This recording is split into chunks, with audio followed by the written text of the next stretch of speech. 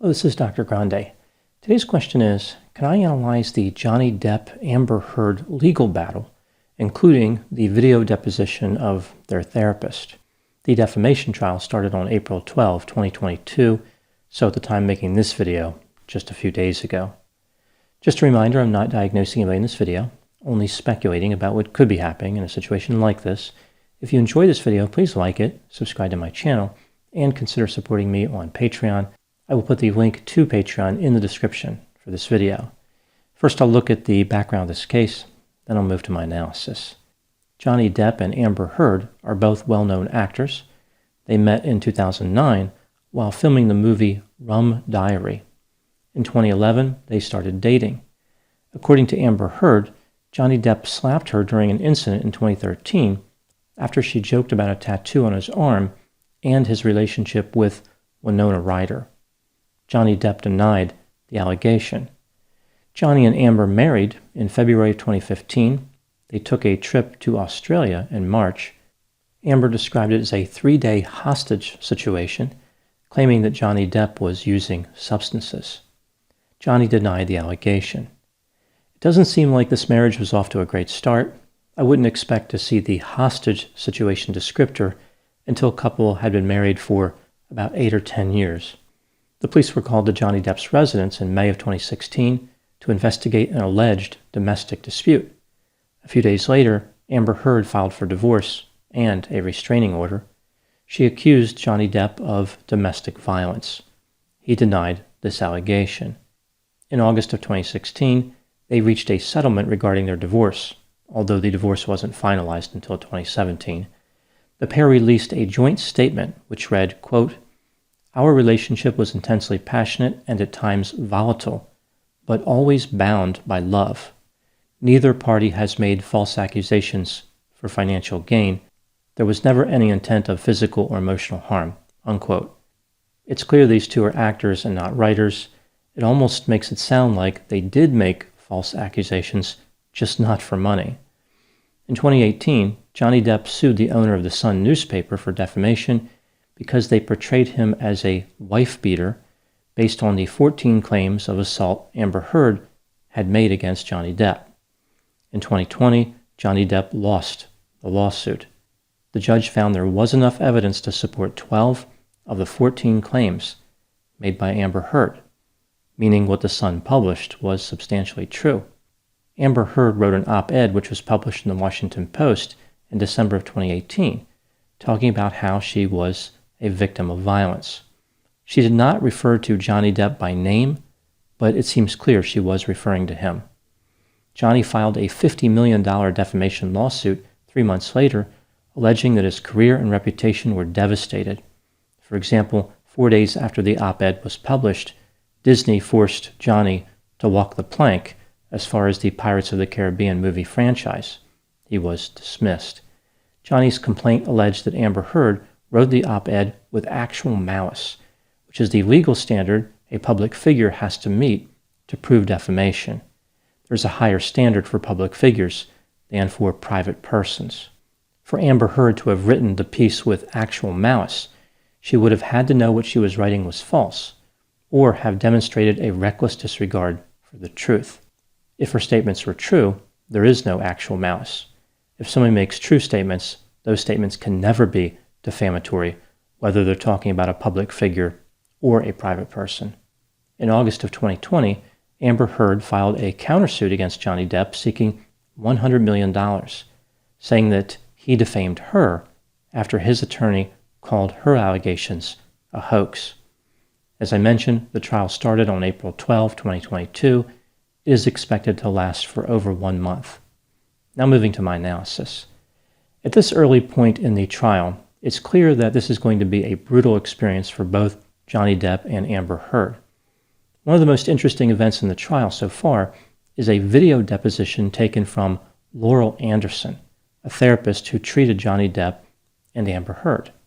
It was couples counseling, which involved the therapist treating both of them together and separately.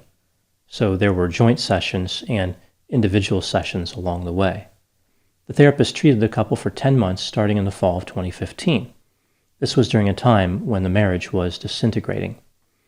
I think this video deposition, which was recorded in February of 2022, so before the trial started, is important because this therapist has no motive to be deceptive or mislead anyone. In theory, she is objective. She's not on one side or the other. In addition, she created contemporaneous notes on each session. So as the session was going on, she was typing those notes. Her testimony did not rely solely on memory. Here's what was revealed during the video deposition. Much of this is paraphrased. The therapist said that she never witnessed any abuse between Johnny Depp and Amber Heard. However, based on her conversations with them, it appears as though both individuals initiated altercations from time to time. The dynamic in the relationship was chaotic and violent. Johnny told the therapist that Amber, quote, gave as good as she got, unquote, suggesting the violence was not just in one direction. The therapist agreed with his characterization. Johnny made more of an effort to de-escalate as compared to Amber. Both Johnny Depp and Amber Heard were mistreated by their parents when they were growing up. Amber had a deep fear of abandonment, which is one reason she initiated some of the violent confrontations with Johnny. She would rather be in a fight with him than have him leave. Amber felt as though she was in love with Johnny, which made contemplating divorce difficult. Amber used what the therapist referred to as a jackhammer style of talking and frequently interrupted during the sessions, which meant that Johnny had trouble participating in some of the therapy sessions. He even walked out of one prior to its scheduled termination. The therapist believed that Johnny Depp was having trouble finding his voice during the sessions. The therapist did not agree with Amber's perception that she was a victim. Rather, the therapist viewed this as a case involving mutual abuse. Here are my thoughts on a few items that stood out to me in this video deposition. Item number 1.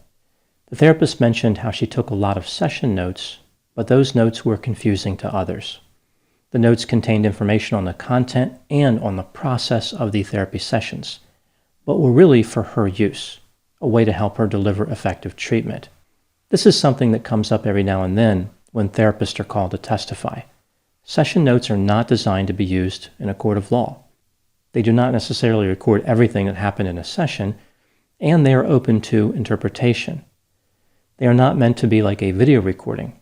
Session notes are there to benefit the therapeutic process, not to prove or disprove some type of allegation. Item number 2, I think this video deposition sheds light on how challenging couples counseling can be from the therapist's point of view. By the time a couple contacts a therapist, the relationship is usually in bad shape. When people come into a session, they use the same maladaptive communication style that contributed to their problems. This is good in one way.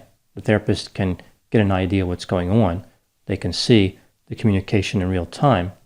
But it's destructive in another way. The couple digs themselves deeper into resentment. They simply continue arguing. What's more, each partner often wants the other partner to change. So it's not about what they did wrong, it's about how bad the other person is. If neither party is willing to make any changes, no amount of therapy is going to help.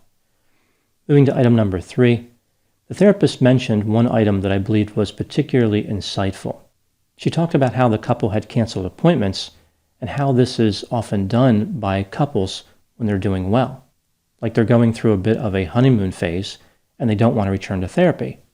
Because if they do return to therapy, there will be more conflict. They are enjoying the good times and dodging the reality of the situation.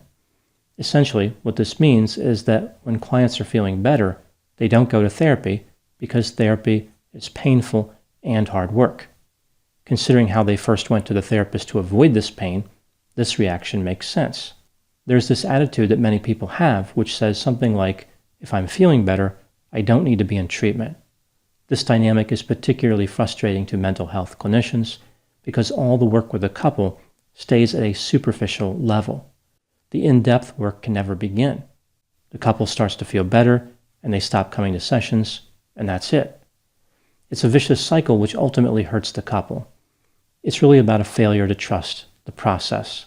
They don't believe experiencing pain is necessary to change, or they can't believe it. Non-compliance with treatment often results in symptoms returning, yet many people regularly miss counseling sessions. Moving to item number 4. The therapist mentioned how Johnny Depp was articulate, yet also implied he had trouble finding his voice during the sessions. In my opinion, if a client cannot find their voice in a couples session, it is the responsibility of the therapist to address that issue. Having one partner continue to talk when the other partner can't speak up represents a destructive and unhelpful process. It essentially just recreates what the quiet partner already experiences all the time, being shut out of the conversation. It may have been that the therapist in this case tried to address this, or simply never had time to address it. Again, the couple wasn't really compliant with therapy. Item number 5. Based on how the relationship between Johnny Depp and Amber Heard was described, it sounds quite toxic. Partners often try to find the good in very destructive relationships. They view it as a failure if the relationship ends. Amber's fear of abandonment may have played into this as well. The idea that she would rather be in a physical altercation than be alone speaks to the power of this particular fear. It also speaks to the selfish nature of this particular fear. It's a pervasive dynamic that affects a lot of relationships. It explains why people keep returning to harmful situations. Moving to the next question, how are things going at this point in the trial? Did this video deposition help either Johnny or Amber? First, I'll look at the reputation component and then look at the legal component. As far as the reputations, I get the sense that everything in this trial hurts both of these people. Nobody really seems to be gaining the upper hand. If anything, I feel as though they're both destroying their reputations with impressive efficiency, letting the world see their harmful and undesirable characteristics. Their previous relationship dynamic is being expressed in a court of law. Everybody can now see how it was toxic. Maybe that's the point of the trial. Maybe it's not about looking good or innocent, but making the other person look bad and guilty. Like they are each saying, "Feel sorry for me. I am the true victim." And more importantly, look at them. They are the true perpetrator. What people are observing, however, is quite different. They are seeing two people who treat each other terribly. As far as the legal component, in order for Amber to defend the defamation suit, she needs to demonstrate that her statements in that op-ed were substantially true. This leads to another question. If Amber Heard was partially responsible for the domestic violence, can she still be a victim? I think one could make an argument that she could still be a victim. What she said in that op-ed may not have been the entire story, like she didn't really take responsibility for what she did wrong, but there was no reckless disregard for the truth. Moving to another area, what about Amber's claims about Johnny Depp defaming her? She can defend herself against his claim, but can she also go on the offensive? Can she prove defamation against him?